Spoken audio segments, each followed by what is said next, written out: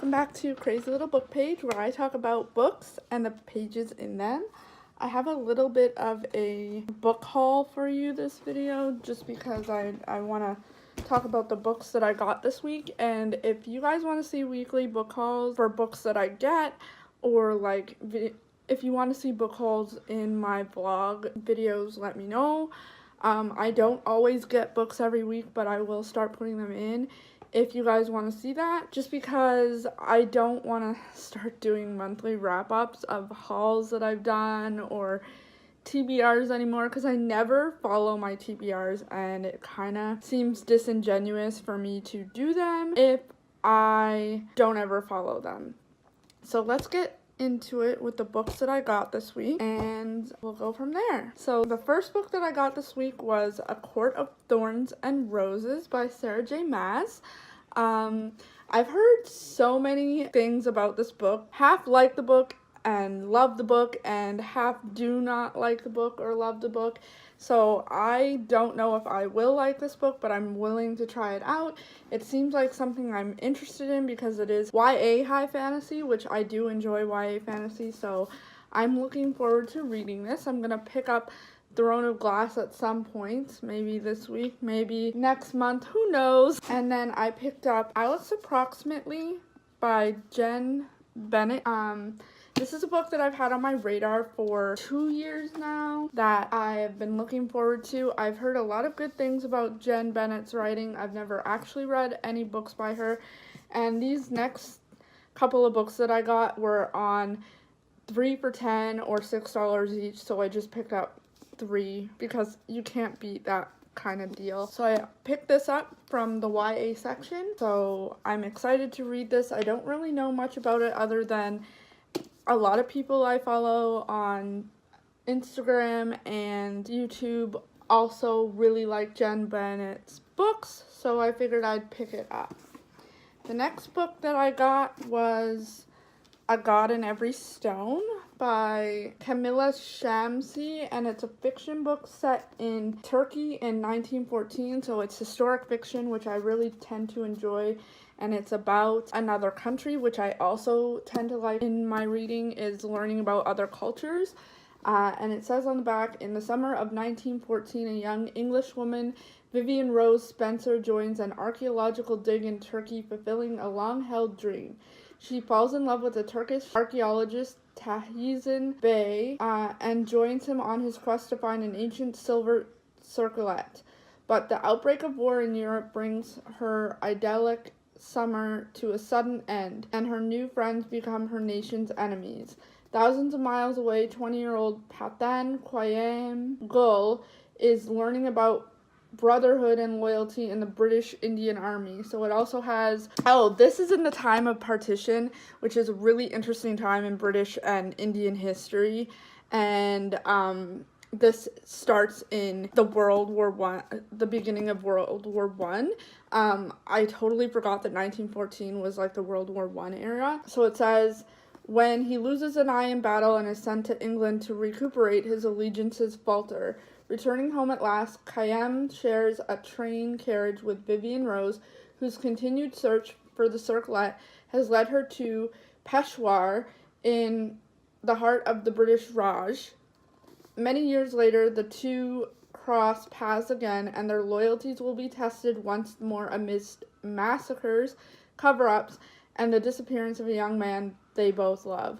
So this sounds very interesting. It's in the times of the partition of the British Indian rule, which is like when Britain owned India and before they became an independent country. So this really seems like it's going to be interesting for me because about 13 years ago I had watched the movie Partition, and I learned a lot about British India, and it was very interesting to me. So these kind of books I really, really enjoy, and I think that I'm really gonna love this book. Again, that's A God in Every Stone by Camilla Shamsi. And then the next book that I picked up specifically because it's about the country I live in. It's called Canada by Richard Ford, and it is the winner of the Pulitzer Prize. I have not read a lot of Pulitzer Prize winning books that are adult fiction. I've read a lot of children's fiction that are Pulitzer Prize winners. So this seems like an interesting premise from what I read about it. It is about a 15-year-old boy whose parents rob a bank, and then his life is altered forever. Like, the normalcy of his life is altered forever, and he struggles to know what unnormal life is anymore. And in that instant, a private cataclysm drives his life into a strictly defined sense of before the robbery happened and after the robbery happened. So when his parents were arrested and imprisoned, him and his twin sister Berner become in this very uncertain future. So a family friend intervenes and spirits him off across the Canadian border, and they are living in the Saskatchewan prairies, which, if you know anything about the Saskatchewan prairies, they're very flat. They're very cold in the winter and dry in the summer. It's not a fun place to live. Anybody who lives there can tell you that that's true.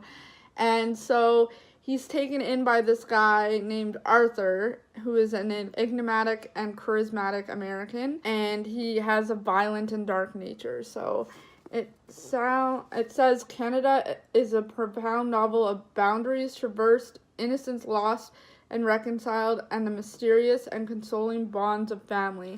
So this sounds really, really interesting, and I'm super interested to read it because, honestly, any book that is about my country, I just dive into because I love reading about different places in the country, how people navigate that, the history of the country.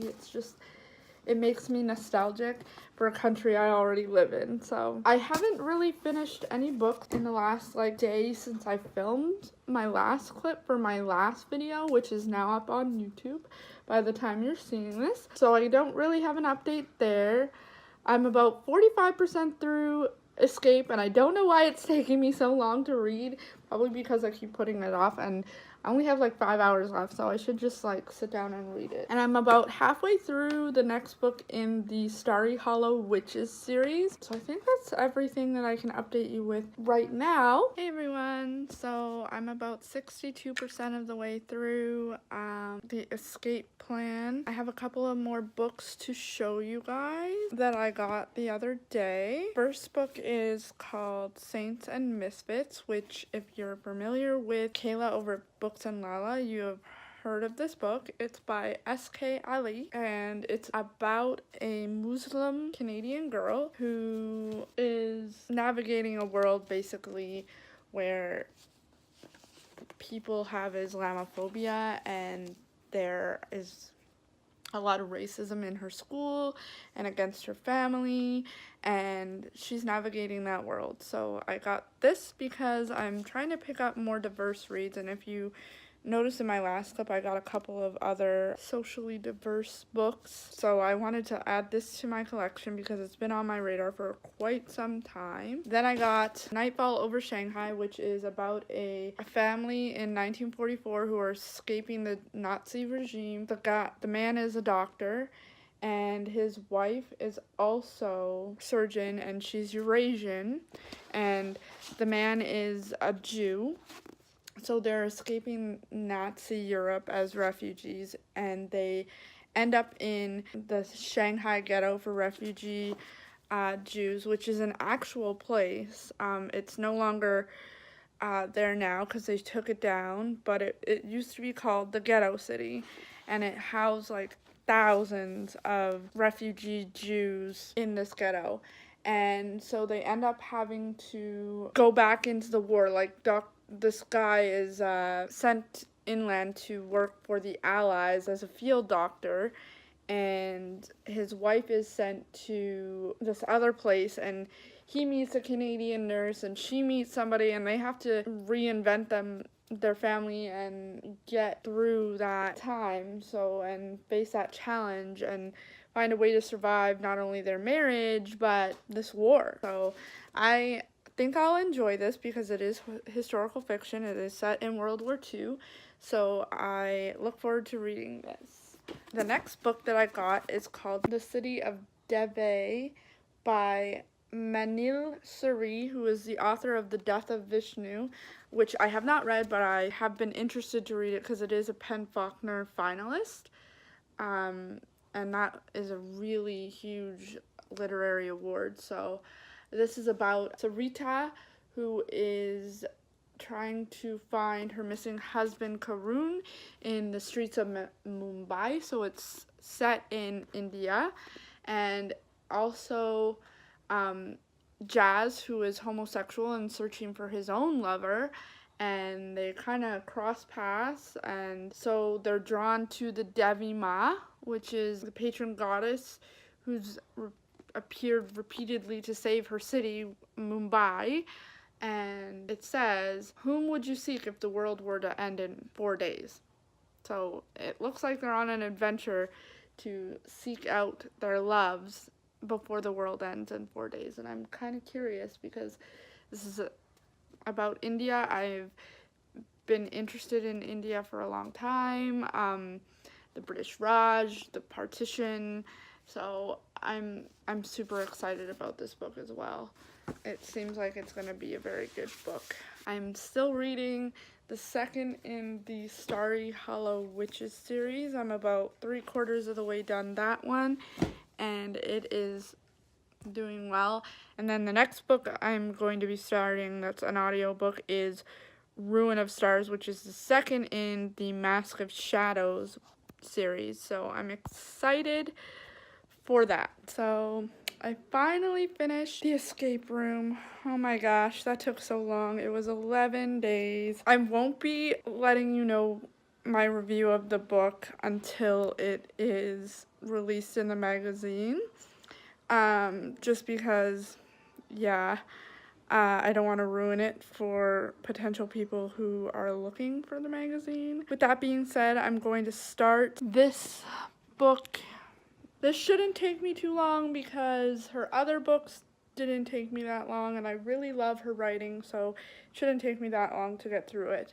With that being said, I am going to now start, Reign of the Fallen, because it expires in 4 days, and I want to get it done. So this is my last clip of the week. I only got one book, well, 2 books read this week, but one was a children's book called The Berenstain Bears and the Easter Story, which I read for a challenge I needed, which is fine. I mean, they all count. Finished The Escape Room, which took me 11 days, and I will give you a rundown of it when it's actually printed in the magazine because I don't want to ruin anything in the magazine, like for the magazine. And I got a lot of books in a book haul, which I hope you enjoy the clips of this week. Well, not a lot, just like 6, but still more than usual. And I think that's all for this week, so I hope you enjoyed this video, and if you do, please don't forget to like and subscribe down below and click the little bell icon so that you can be notified whenever I post a video, and I'll see you in the next video. Bye!